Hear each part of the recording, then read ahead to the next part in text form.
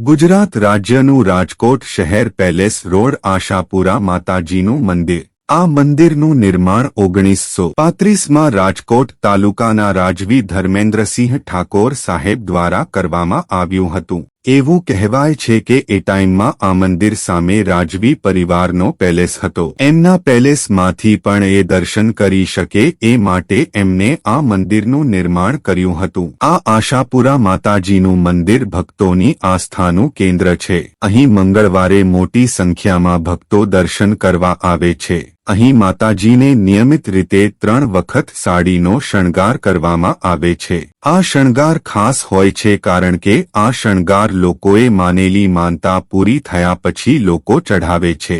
જો કે આ મંદિરમાં અનેક ભક્તોને માતાજીના પરચા મળ્યા છે, જેના કારણે ભક્તો માતાજીને શણગાર ચઢાવવાની માનતા પૂરી કરે છે।